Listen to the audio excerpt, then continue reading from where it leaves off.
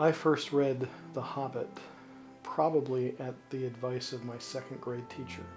When you poke at any of the details, Tolkien was so meticulous as he constructed his universe, and there's so many backstories behind the story that's being told that if you peel it back, then you find more and more detail. So it reads very much like history.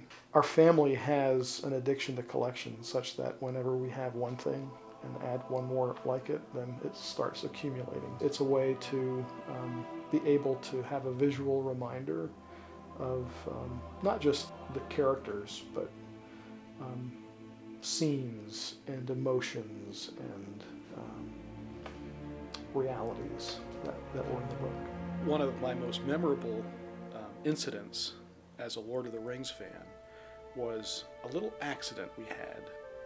It was the December of 2002.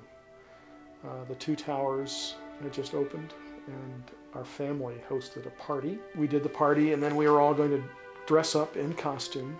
We all piled into our car and started driving to the movie theater. So I sideswiped this small little car driven by, I think, a Chinese student. And no damage, no injuries, but just the crunching of the cars coming together.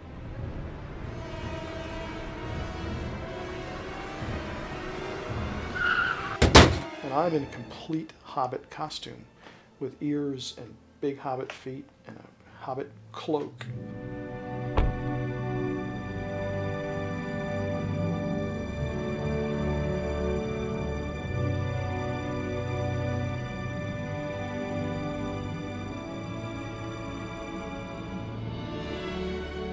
I walked up to this international student who was probably absolutely mystified as to what he had gotten into.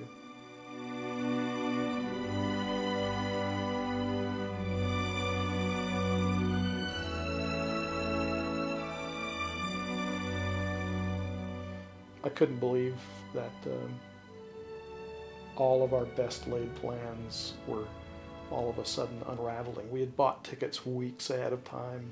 Obviously, we were all dressed up in costume. We were meeting, probably 100, 150 people that were our friends that had been at our party. And all of a sudden, there at the last minute, there was this strange, unforeseen event, a twist, kind of like what you'd find in The Lord of the Rings. Every one of those stories, it seems like a tragedy or like a real inconvenience or painful there at the moment, takes on a life of its own so that it becomes great family history.